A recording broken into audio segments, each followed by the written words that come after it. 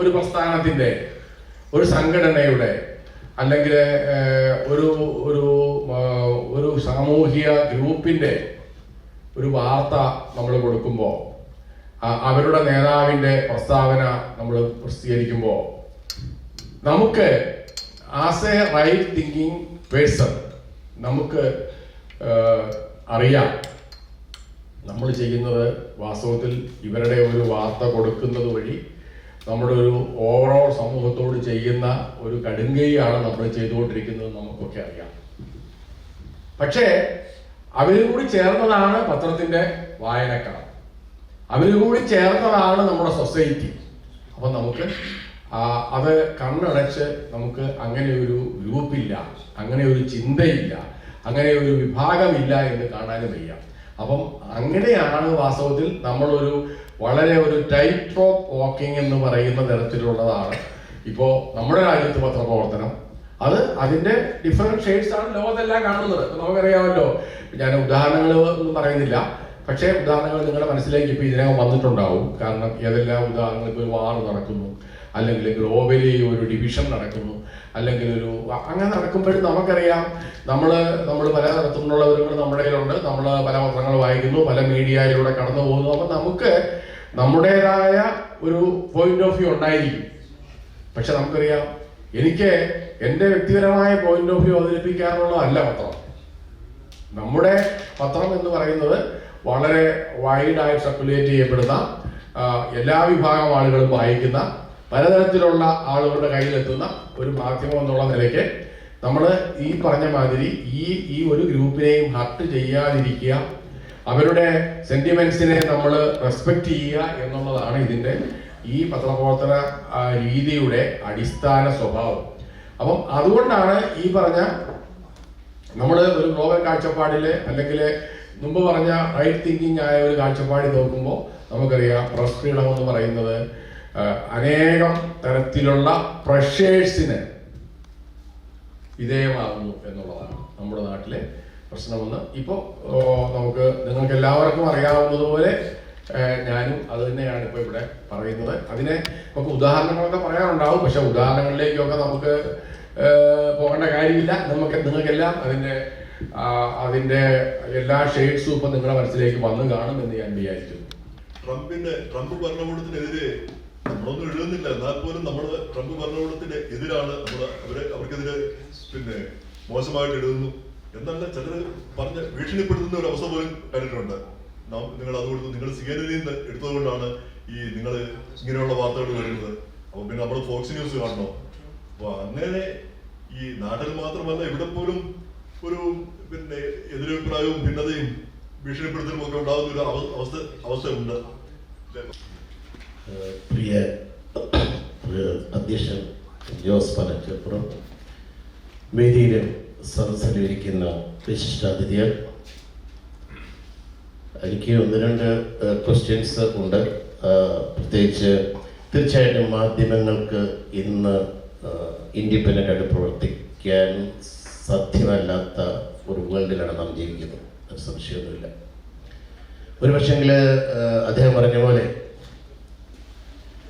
സർവൈവലായിരിക്കണം അതിൻ്റെ മെയിൻ കാരണം.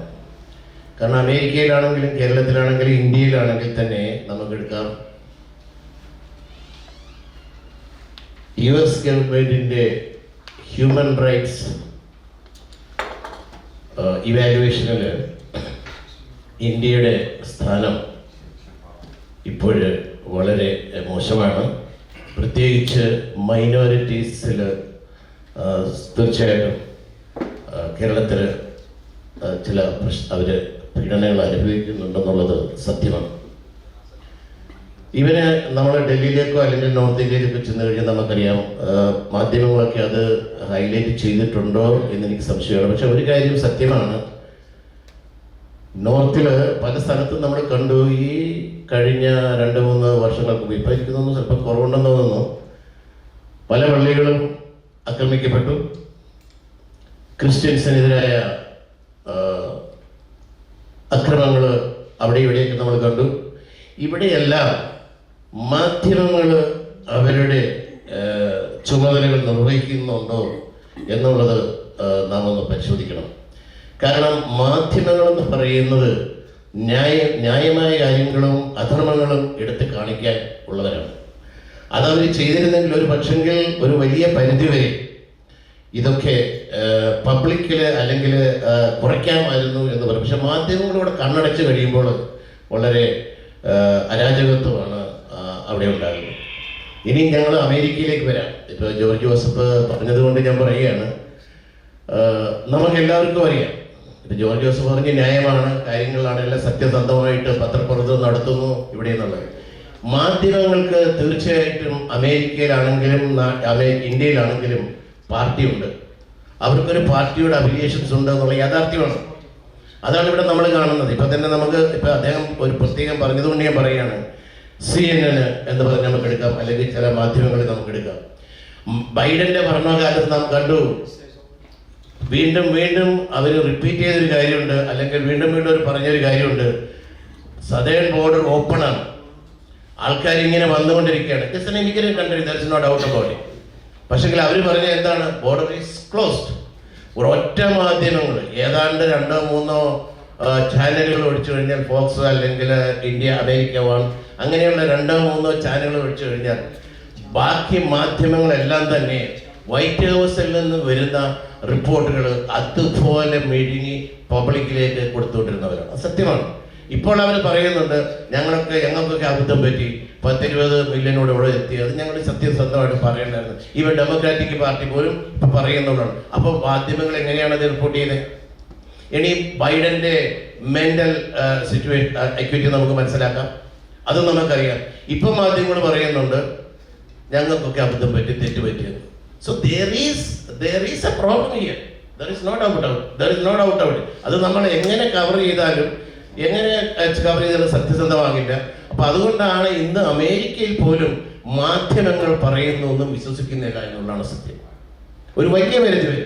അതുകൊണ്ടാണ് ട്രംപ് ഇപ്രാവശ്യം വളരെയധികം പിന്നെ എന്താണ് നമ്മൾ പറയുന്നത്, വോട്ടും വാങ്ങി, പോപ്പുലർ വോട്ട് പോലും വാങ്ങി ഇന്ന് വൈറ്റ് ഹൗസിന്റെ പ്രസിഡന്റ് ആയിരിക്കുന്നുള്ളതാണ്, കേരളത്തിൽ അമേരിക്കയുടെ പ്രസിഡന്റ് ആയെന്നുള്ളതാണ്. അപ്പോൾ അതുകൊണ്ട് തീർച്ചയായിട്ടും മാധ്യമങ്ങൾ തീർച്ചയായിട്ടും ഇവിടെയുണ്ട്, അമേരിക്കയിലുണ്ട്, ഇന്ത്യയിലുണ്ട്.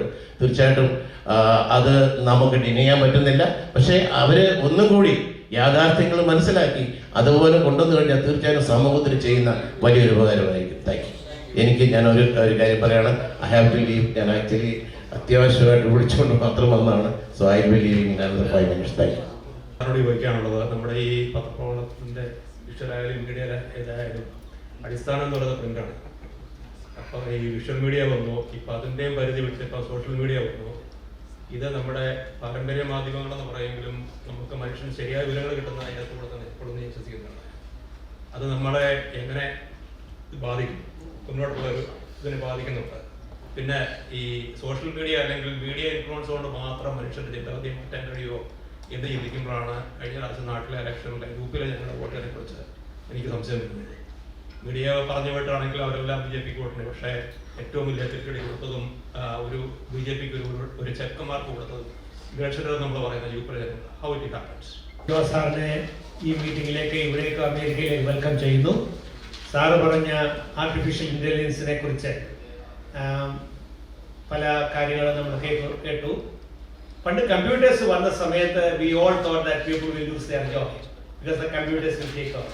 But computers have created more jobs because to operate the computer or to have the program, you need people to do the program. The same thing with artificial intelligence too.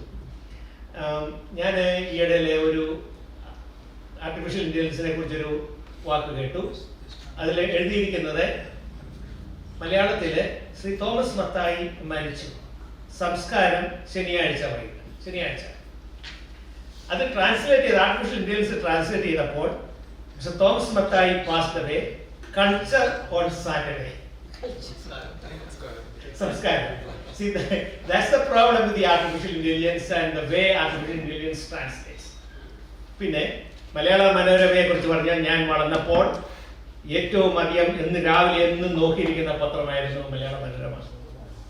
1966 മുതൽ 69 വരെ ഞാൻ മലയാള മനോരമയുടെ ഓഫീസിലും അതിന് തൊട്ടപ്പുറത്തുള്ളതായ ബാലരസ കേന്ദ്രത്തിന്റെ ഓഫീസിലും നിരന്തരം പല രാത്രികൾ ഞാൻ ബാലൻസ് സെക്രട്ടറി ഓഫീസിൽ കിടന്നിട്ടുണ്ട്, ഉറങ്ങിയിട്ടുണ്ട്.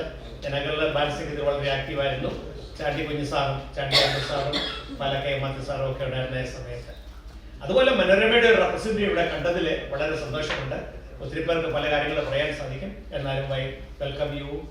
പിന്നെ മിസ്റ്റർ തോമസ് കോശി പറഞ്ഞ പലതിനോടും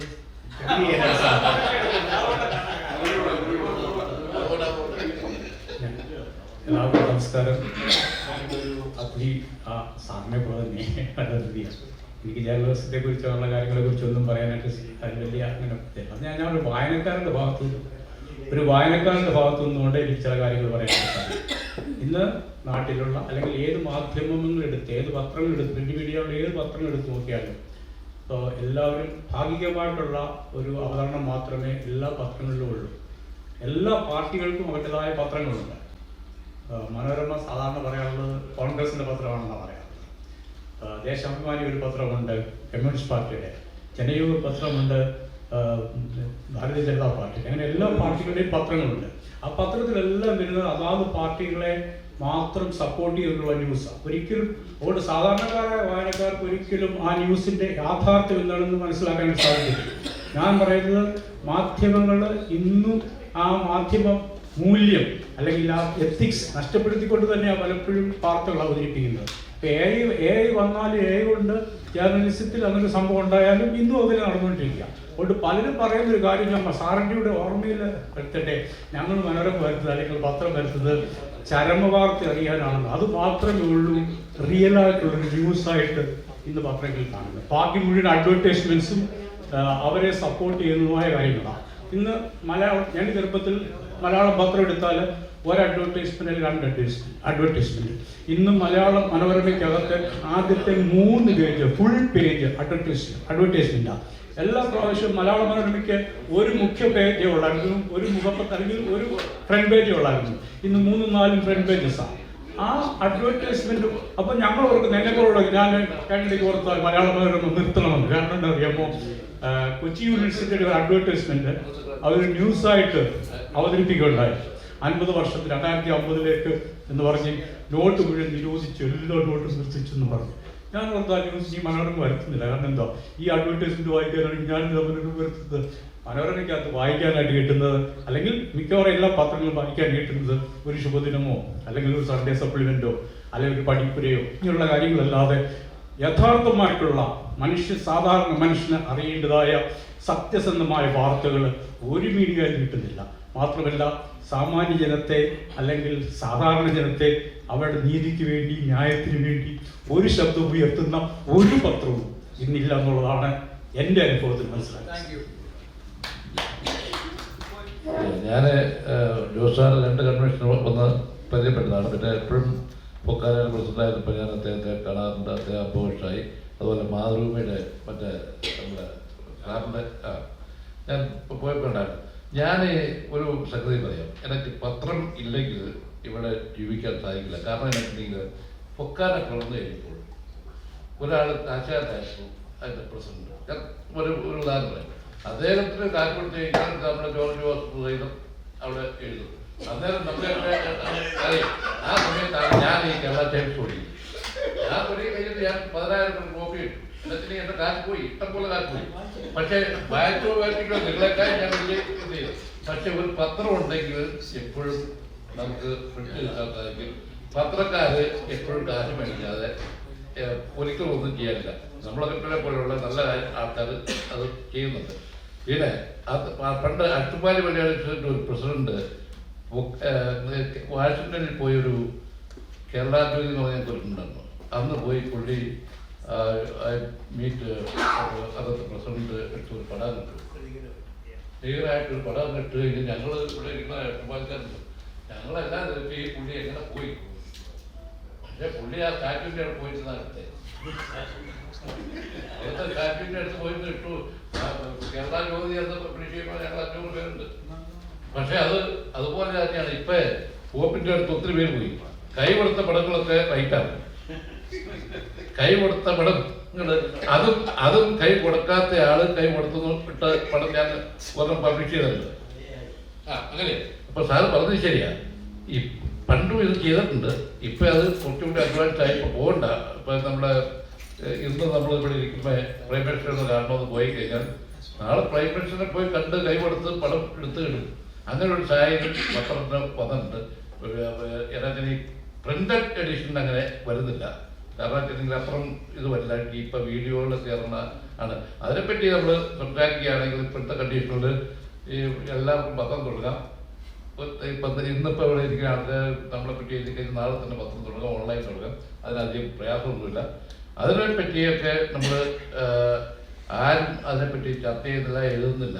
അല്ലെങ്കിൽ പത്രക്കാരുടെ നടത്തുന്നത് ഇപ്പം ഇവിടെ തന്നെ അമേരിക്കയിൽ തന്നെ പല ഗ്രൂപ്പുകളും പത്രക്കാരുടെ ഉണ്ട്. അവർ നടത്തും, ഓരോരുത്തർ വരും, അവർ നടത്തും, അത് ചെയ്യും. അതുപോലെ പൊക്കാന കോമ അങ്ങനെ കാര്യങ്ങൾ ഇന്ന് ഒരാൾ അറിഞ്ഞു കഴിഞ്ഞാൽ നാളെ തുടങ്ങും. അങ്ങനെയുള്ള കാര്യങ്ങൾ നിർത്താനായിട്ട് നല്ല രീതിയിൽ ആളുകൾ ഇങ്ങനെ ഉള്ള ആളുകളെ സപ്പോർട്ട് ചെയ്തത് എന്ന് പറഞ്ഞു കഴിഞ്ഞാൽ കേൾക്കാനുള്ള ഒത്തിരി നല്ല പത്രക്കാർക്കുണ്ട്. മനോരമയൊക്കെ പണ്ട് പോലെ ഉള്ളതായതുകൊണ്ട് ചില റീസണൽ കാര്യങ്ങൾ ഇപ്പം നാട്ടിലെ കാര്യങ്ങൾ മനോരമയൊക്കെ എഴുതുന്നത് കൊണ്ടാണ് കുറച്ചെങ്കിലും ഇപ്പോഴത്തെ ഭരണശ്രുതിയൊക്കെ പിടിച്ചേക്കുന്നത്. അപ്പോൾ അല്ലെങ്കിൽ എന്താ ഒരു ഗ്രൂപ്പിൻ്റെ മാത്രമായിട്ട് മാറും. പക്ഷേ മനോരമ എനിക്ക് പണ്ട് മുതൽ കുറച്ച് സത്യസന്ധമായിട്ട് നടത്തുന്ന ഒരു പത്രമായിട്ടായിട്ട് കാണുന്നത്. എനിക്കത്ര പറയാനുള്ളൂ. Thank you. താങ്ക് യു പോളെ. ഞാൻ 2-3 ചോദ്യം ചോദിക്കണമെന്ന് വിചാരിച്ചതാണ്. പക്ഷേ ഇത് ഒത്തിരി പേര് ഇനി ചോദിക്കാനുണ്ട്. അപ്പോൾ ഒറ്റ ചോദ്യമേ ചോദിക്കും, ഒരൊറ്റ ചോദ്യം മാത്രം. ഞാൻ ചോദിക്കുമ്പോൾ നമ്മുടെ വ്യക്തിപരമായ ചോദ്യം കൂടെയാണ്, അതിനകത്ത് വ്യക്തിപരമായ അംശമുണ്ട്. നേരത്തെ പറഞ്ഞു സാർ 1975 മലയാള മനോരമ പത്രത്തിൽ തുടങ്ങിയത്. ഇപ്പം 2020 ഏകദേശം 50 വർഷത്തോളം കഴിയും. തോമസ് ജേക്കബ് സാറ് മലയാള മനോരമയുടെ എഡിറ്റോറിയൽ ബോർഡ് ഡയറക്ടറായിരുന്നു. അതിനുശേഷം മറ്റ് ഒരു വ്യക്തികൾ വന്നു. അതിനുശേഷം ജോസ് പനച്ചിപ്പുറം സാറാണ് മലയാള മനോരമയുടെ എഡിറ്റോറിയൽ ബോർഡ് ഡയറക്ടർ. മലയാള മനോരമയുടെ എഡിറ്റോറിയൽ ബോർഡ് ഡയറക്ടർ എന്ന് പറഞ്ഞു കഴിഞ്ഞാൽ ചീഫ് എഡിറ്റർ നാമമാത്രമായിട്ട് കണ്ടത്തിൽ ഫാമിലി ആരെങ്കിലും ഉണ്ടെങ്കിൽ പോലും പത്രത്തിൻ്റെ നയാവിഷ്കരണം, പത്രം എങ്ങനെ വേണം എന്ന് തീരുമാനിക്കുന്ന ഒരു വേദിയാണ് എന്ന് ഞാൻ വിശ്വസിക്കുകയാണ്. മലയാള മനോരമ പത്രത്തിനെ സംബന്ധിച്ചിടത്തോളം അവരുടെ കുടുംബത്തിന്, കണ്ടത്തിൽ ഫാമിലിക്ക്, കേരളത്തിലെ രാഷ്ട്രീയ രംഗത്ത് അവർക്ക് അവരുടേതായ അഭിപ്രായങ്ങളുണ്ട്. അവരുടെ സഭാജീവിതത്തിൽ അവർക്ക് അവരുടേതായ അഭിപ്രായങ്ങളുണ്ട്. അവർക്ക് എല്ലാ നിലയിലും സ്വതന്ത്രവും സ്വന്തവുമായ അഭിപ്രായമുണ്ട്. മനോരമ പത്രം ഇന്ത്യയിലെ ഭാഷാപത്രങ്ങളിൽ ഏറ്റവും കൂടുതൽ പ്രചാരമുള്ള പത്രമാണ് ഭാഷാപത്രങ്ങളിൽ.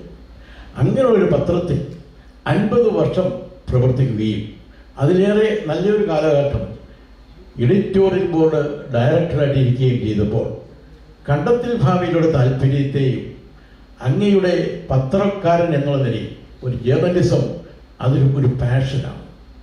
ഞാൻ ഏതൊരു ജോലി തിരഞ്ഞെടുക്കുന്നത് പോലെയല്ല ജേർണലിസം ആ ജോലി തിരഞ്ഞെടുക്കുവാണെങ്കിൽ അത് മനസ്സിൻ്റെ ഉള്ളിൽ നിന്നും അന്തരിക്കപ്പെട്ടിരിക്കുന്ന ഒരു പ്രവർത്തന രീതി അതെനിക്ക് തന്നെ വേണം എന്നുള്ള ആഗ്രഹത്തോടു കൂടി മാത്രം ചെയ്യുന്ന ഒരു ഉദ്യോഗമാണ്. അപ്പോൾ എങ്ങനെ നീതി പുലർത്തി സാർ അതുമായിട്ട് സാറിന് സ്വന്തമായിട്ട് അഭിപ്രായങ്ങളുണ്ടായിരുന്നു, പക്ഷേ കണ്ടെത്തി ഫാമിലിക്ക് വിരുദ്ധമായ അഭിപ്രായമുണ്ടായിരുന്നു. ഇത് തമ്മിൽ എങ്ങനെ ചേർന്ന് പോയി എന്നുള്ള മാത്രമേ ഉള്ളൂ ചോദ്യം. Thank you.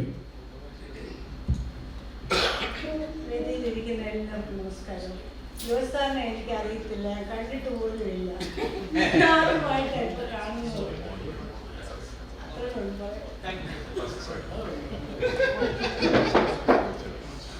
ജോസാറിനെ ഇവിടെ വന്ന് കാണുവാൻ സാധിച്ച വളരെ സന്തോഷമുണ്ട്. 50 വർഷം മലയാള മനോരമയിൽ പ്രവർത്തിക്കുക എന്ന് പറയുന്നത് വളരെ വലിയൊരു കാര്യമാണ്. വീണ്ടും പ്രവർത്തിക്കുവാനും മുമ്പോട്ട് തന്നെ പോകുവാനുള്ള എല്ലാവിധ ആശംസകളും നേരുന്നു. നന്ദി, നമസ്കാരം. ബഹുമാനപ്പെട്ട പനച്ചി സാറിനെ കാണാൻ പറ്റിയ വളരെ സന്തോഷം. നമുക്കറിയാം മലയാള മാധ്യമരംഗത്തെ ഒരു കുലപതിയാണ് അദ്ദേഹം.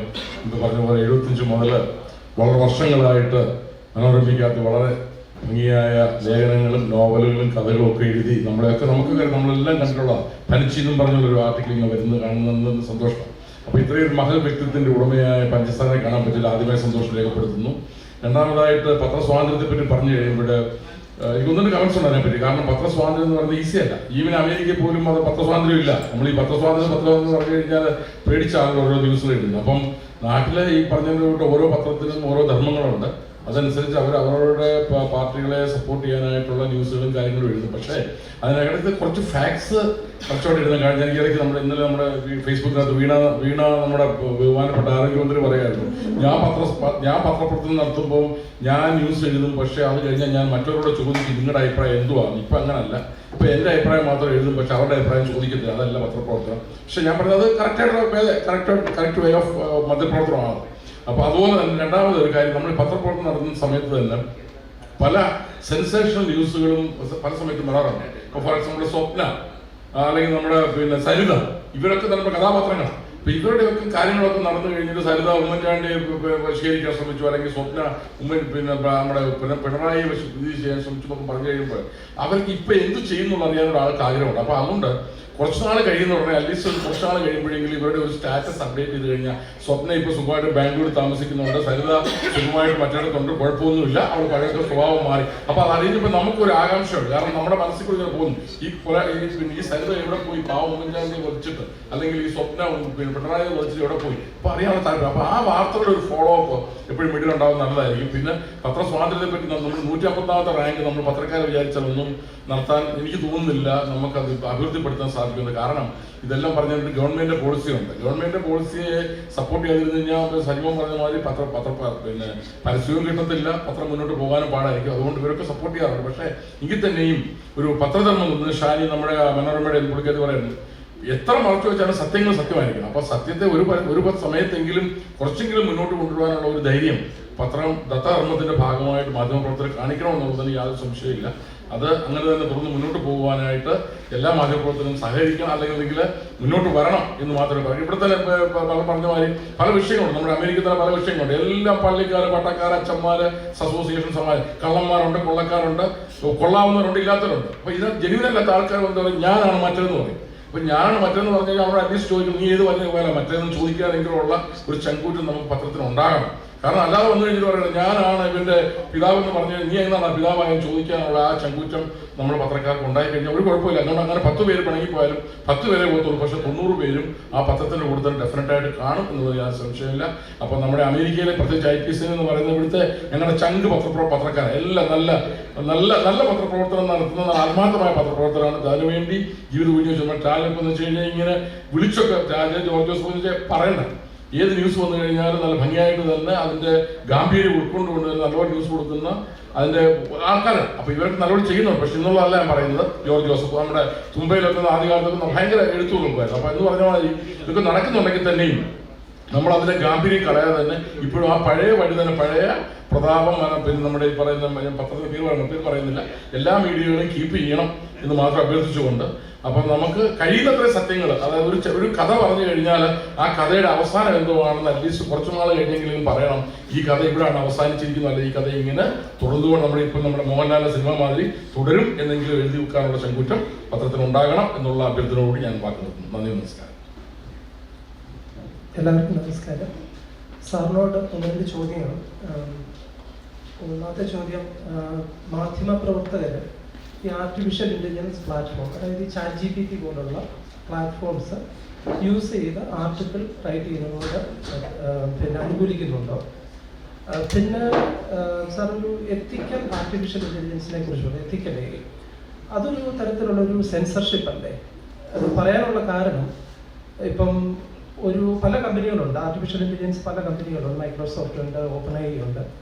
അപ്പം ഒരു കമ്പനിയിൽ ഒരു 80-90% കൂടുതൽ എംപ്ലോയീസ് ഡെമോക്രാറ്റിക് വാല്യൂ ഉള്ളവരോ അല്ല റിപ്പബ്ലിക്കൻ വാല്യൂ ഉള്ളവരോ ആണെങ്കിൽ ആ ആർട്ടിഫിഷ്യൽ ഇൻ്റലിജൻസിനും അതുമായിട്ട് ഒരു ബയാസ് വരുന്നുണ്ട്. അപ്പോൾ അതിനെക്കുറിച്ചുള്ള ഒരു അഭിപ്രായം കൂടെ ചോദിക്കുന്നു. Thank you.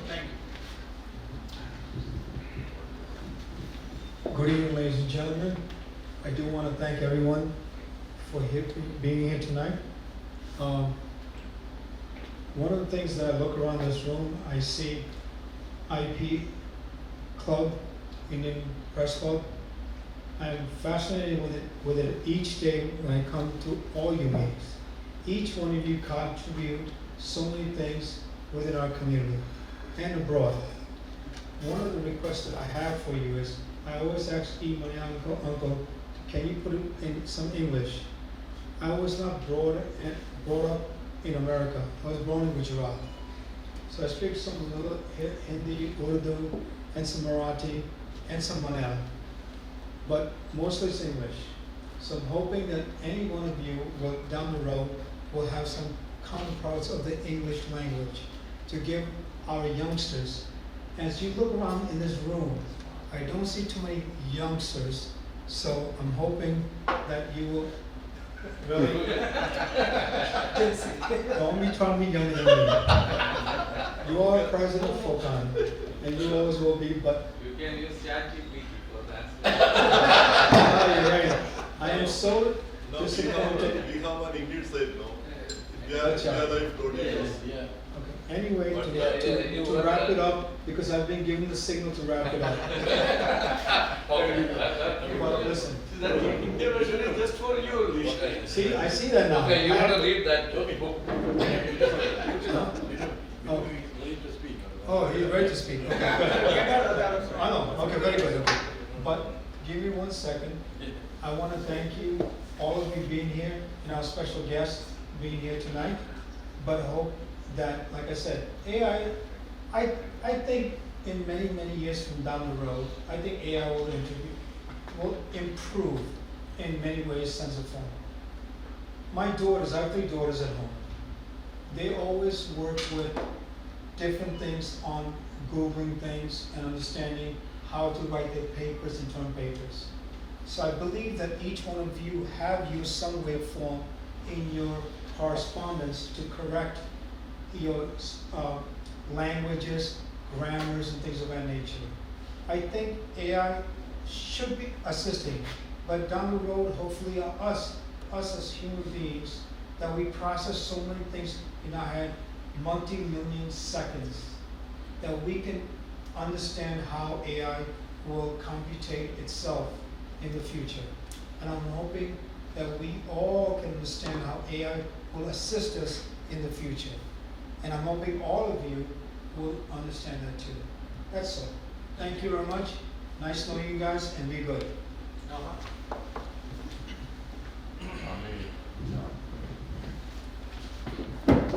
Namaskar. Hi, good evening. My name is Noah. Joseph Zana. Thank you. Joseph Zana, welcome to New York. പ്രത്യേകിച്ച് ഒരു മാതൃഭൂമി അല്ലെങ്കിൽ മലയാള മനോരമ വായിച്ച് വളർന്നൊരു ഞാനിവിടെ അമേരിക്ക 10 വയസ്സായപ്പം 10 വയസ്സ് കഴിഞ്ഞിട്ട് വന്ന ഒരാളാണ്. അപ്പം അങ്ങനെ ഒരു പത്രം രാവിലെ വീട്ടിലൊക്കെ വരുന്നു എന്ന് കണ്ടിട്ടുള്ളതേ ഉള്ളൂ. അപ്പോൾ അങ്ങനെ ഒരു കൾച്ചർ അല്ല നമ്മൾ ഗ്രൂപ്പ് ചെയ്തെങ്കിൽ തന്നെ I can relate to the media and the freedom of press, freedom of religion, freedom of expression, ഇതൊക്കെ അമേരിക്കൻ വാല്യൂസും ഇന്ത്യൻ വാല്യൂസും കൂടാണ്. പ്രൈം മിനിസ്റ്റർ നരേന്ദ്രമോദി എപ്പോഴും പറയും AI എന്ന് പറഞ്ഞു കഴിഞ്ഞാൽ അമേരിക്ക ആൻഡ് ഇന്ത്യ ടുഗദർ. അപ്പം അങ്ങനെയാണ് നമ്മൾ ആ AI അങ്ങനെ നമ്മൾ എല്ലാ കാര്യങ്ങളും റീഫ്രെയിം ചെയ്യുന്നത് നന്നായിരിക്കും. അപ്പം AI ഒരു പുതിയ സംഭവമാണ്. അപ്പോൾ അതെങ്ങനെ ഇൻറ്റഗ്രേറ്റ് ചെയ്യുന്നു, അതിനെ എങ്ങനെ റെഗുലേറ്റ് ചെയ്യാം, അതിനെ എങ്ങനെ നമുക്ക് പാലറ്റബിൾ ആക്കി എടുക്കാം. ഫസ്റ്റ് ജനറേഷൻ ഇപ്പോൾ ഒരു ചലഞ്ച് ആയിരിക്കും. പക്ഷെ നെക്സ്റ്റ് ജനറേഷൻ വരുന്നുണ്ടെങ്കിൽ they going to come into it, conquering it, understanding it. Internet ആദ്യം വന്നപ്പോൾ ഞാൻ NYPയിൽ എനിക്ക് എൻ്റെ 14 വയസ്സോ 15 വയസ്സോ ഉള്ളായിരുന്നു. അപ്പം ഞാൻ ന്യൂയോർക്ക് സിറ്റി പബ്ലിക് ലൈബ്രറിക്ക് വേണ്ടി ജോലി ചെയ്യായിരുന്നു, അവിടെ ഒരു കമ്പ്യൂട്ടർ പേജായിട്ട്. അപ്പം ഞാൻ പ്രായമുള്ള ആൾക്കാരെയൊക്കെ ട്രെയിൻ ചെയ്യുമായിരുന്നു ഇമെയിൽ അക്കൗണ്ട് ഉണ്ടാക്കാനായിട്ടും ജസ്റ്റ് വെബ്സൈറ്റിൽ പോയി സെർച്ച് ചെയ്യാനായിട്ടും, അന്ന് യാഹൂ എക്സൈറ്റ് എന്നൊക്കെ പറഞ്ഞായിരുന്നു, പിന്നെ മൈക്രോസോഫ്റ്റ് യൂസ് ചെയ്യാനായിട്ട്. അങ്ങനെ ഇന്ന് വളരെ ബേസിക് ആയിട്ട് തോന്നുന്ന കാര്യങ്ങൾ 20 വർഷം മുമ്പ് വലിയ ഒരു കാര്യമല്ല. ഒരു കമ്പ്യൂട്ടർ ഓൺ ആക്കാൻ പോലും ആൾക്കാർക്ക് അറിയില്ലായിരുന്നു.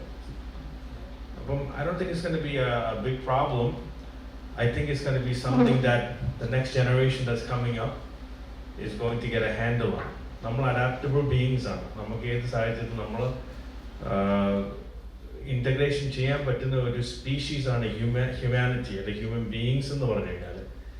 അപ്പം ഏത് കാര്യത്തിലും നമ്മൾ പിന്നെ ദ മെയിൻ തിങ് ഈസ് ഒരു ഐഡിയൽ വേൾഡിൽ നമ്മൾക്കെല്ലാം ഫിൽറ്ററുകളില്ലാതെ അല്ലെങ്കിൽ ഒരു ബയസ് ഇല്ലാതെ നമുക്കെല്ലാം പ്യൂർ മിൽക്ക് പോലെ കിട്ടുന്നത് നന്നായിരിക്കും. പക്ഷെങ്കിൽ ഒരു റിയലിസ്റ്റിക് വേൾഡിൽ അത് പോസിബിലിറ്റി ഉള്ള കാര്യങ്ങളല്ല. എന്ന് വെച്ച് കഴിഞ്ഞാൽ ഐഡിയലിസ്റ്റ് എന്നും അതിന് കംപ്ലൈൻറ്റ് പറയും, റിയലിസ്റ്റ് എന്നും അത് അണ്ടർസ്റ്റാൻഡ് ചെയ്യും. അപ്പം I think it comes down to people understanding and using their brain. We talked about critical thinking. We talked about using our brains. I think today we have to engage. But now, my thing is this: now, എന്തെങ്കിലും ഒരു കാരണവശാൽ internet down ആയി കഴിഞ്ഞ് കഴിഞ്ഞാൽ ഈ പറയുന്ന കാര്യങ്ങളൊന്നും പ്രസക്തിയില്ലാതെ വീണ്ടും പത്രങ്ങളിലേക്ക് പോകേണ്ട ഒരു സമയത്തിലേക്ക് വരും. അപ്പം I think you guys are doing a great thing. I think the written media is a big part of information and also tinting our world view. നമ്മുടെ വേൾഡ് വ്യൂ എങ്ങനെ മോൾഡ് ചെയ്യാമെന്നുള്ളത് പത്രങ്ങൾക്കൊക്കെ, അത് ഓൺലൈൻ പത്രമാണെങ്കിലും റിട്ടൺ പത്രമാണെങ്കിലും, നമ്മളൊരു കാര്യം mass media വഴി മറ്റുള്ളവർക്ക് എത്തിക്കുന്നത് വളരെ ഒരു പാസ് ഡൗൺ ചെയ്യുന്ന, ഈവൻ ബൈബിൾ തന്നെ ഒറേഷനിലൂടെയാണ് അത് പാസ് ഡൗൺ ചെയ്തത്. അപ്പം discounting it with today's media for writing, I don't think it's going to be obsolete. I think it's going to be more important in the future, especially today people don't even know how to write properly. Everything is typed in ChatGPT. So thank you for your work and I appreciate the time. God bless. Good night. Thank you, Nova. എന്നോട് ക്ഷമിക്കണം, എല്ലാവരും ഒട്ടും speed ഇന്നത്തെ നമുക്കെല്ലാവർക്കും നല്ലതാണ്. Hello, my name is Abdulash George. I'm the younger brother to Noah. I just got invited last second, but I'm glad I came and to listen to some of this feedback regarding media. I run one of the college campuses in New Jersey, so I deal with media from time to time. My question, I don't know much about the Indian media, to be honest. But I always wonder, what, especially with everybody discussing various things, how do you balance the need for objective reporting with the inclusion of opinion pieces, especially with AI in place now? And what guidelines do you provide to your writers to ensure the credibility of their viewpoints? നമസ്കാരം. ഞാൻ കുട്ടിക്കാലത്ത് മുതൽ പത്രം വായിക്കുമ്പോൾ കേൾക്കുന്ന ഒരു പേരാണ് പനച്ചി. അദ്ദേഹത്തെ കാണാനും പരിചയപ്പെടാനും കഴിഞ്ഞതിൽ അതിയായ സന്തോഷം. ഒരു 50 വർഷമായി ഒരു പത്രപ്രവർത്തനം നടത്തുന്നു എന്നറിയും. അന്ന് മുതൽ കാണുകയും വായിക്കുകയും ചെയ്യുന്ന ഒരു പേരാണ്. എയെ സംബന്ധിച്ച് നമുക്കെല്ലാം ഇന്ന് ഊഹാപോഹങ്ങൾ മാത്രമാണ് ഉള്ളത്. ട്രംപ് കുറേ ആൾക്കാരെ ഇവിടുന്ന് എക്സ്പോർട്ട് ചെയ്തു, അല്ലെങ്കിൽ ഇവിടുന്നുള്ള ഇല്ലീഗൽ ഇമിഗ്രേറ്റ്സിനെ AI ഉപയോഗിച്ചാണ് അദ്ദേഹം അത് ആൾക്കാരെയൊക്കെ കണ്ടുപിടിച്ചത്. കയ്യാലപ്പുറത്തിരുന്നവരും സമരം കണ്ടവരും വീട്ടിൽ കിടന്ന് ഉറങ്ങിയവരും ഒക്കെ AI പൊക്കി ഇമിഗ്രേഷൻ ലിസ്റ്റ് കൊടുത്തു, അവരെ എല്ലാം നാട് കടത്തി. അപ്പോൾ അതെല്ലാം AI ഒരു സക്സസ്ഫുൾ ടൂളാണോ എന്ന് ചോദിച്ചു കഴിഞ്ഞാൽ അല്ല എന്ന് തന്നെ പറയാം. അത് നമ്മൾക്ക് അതിനെപ്പറ്റി നമ്മൾ അനാവശ്യമായ ഒരു പ്രചരണം ഉണ്ടാക്കുകയും അത് വലിയ എന്തോ കാര്യമാണെന്ന് മീഡിയ വരുത്തി തീർക്കുകയും ചെയ്യുന്ന ഒരു കാര്യമാണ്. ഇപ്പം ഒരു എഴുത്തുകാരനെ സംബന്ധിച്ച് ഞാനൊരു കാര്യം എഴുതുന്നു, ജോൺസൺ മാസ്റ്റർ ഒരു കാര്യം എഴുതുന്നു, ജോർജിയായിട്ട് ഒരു കാര്യം എഴുതുന്നു. ഞങ്ങൾ മൂന്നും എഴുതുന്നത് വ്യത്യസ്ത ധ്രുവങ്ങളിലായിരിക്കും. അത് നമ്മുടെ മനസ്സിൻ്റെ ഒരു ഇതനുസരിച്ചായിരിക്കും ഒരു ന്യൂസിനെയോ അല്ലെങ്കിൽ ഒരു ഐഡിയയോ എക്സ്പ്രസ് ചെയ്യുന്നത്. ഇപ്പോൾ ഞാൻ പൊക്കാനയുടെ ന്യൂസ് എഴുതുമ്പോൾ സജിമനോട് ഡിസ്കസ് ചെയ്യും നമ്മൾ എങ്ങനെ ഏത് ആംഗിളിലാണ് ഈ ന്യൂസ് പോകുന്നത്. അപ്പോൾ ആ ആംഗിൾ വെച്ചാണ് നമ്മൾ ന്യൂസ് എഴുതുന്നത്. അല്ലാതെ AI പറഞ്ഞിട്ട് എന്താ നാളെ ന്യൂസ് എഴുതി തരാൻ പറഞ്ഞാൽ AIക്ക് ചെയ്യാൻ പറ്റും എനിക്ക് തോന്നുന്നില്ല. അപ്പം നമ്മളൊരു അനാവശ്യമായ ഒരു വിവാദം ഇപ്പം AI ചെയ്യാൻ പറ്റും. നമ്മളൊരു ആർക്കുമില്ലാത്തൊരു പിക്ചർ പ്രൈം മിനിസ്റ്റർ അവിടെ എടുക്കണം, അത് AI ചെയ്തു തരും. ചില കാര്യങ്ങൾ വിഷ്വൽ മീഡിയയ്ക്ക് വളരെയധികം ഗുണം ചെയ്യും. പക്ഷേ ലിറ്ററേച്ചറിന് അത്രയും ഗുണം ചെയ്യുമോ എന്ന് എനിക്കറിയത്തില്ല. എനിക്ക് AI പറ്റി വളരെയധികം അറിവില്ലാത്തതുകൊണ്ടായിരിക്കും. എന്താണെന്ന് പറഞ്ഞാലും നമ്മുടെ അനാവശ്യ വിവാദമാണ്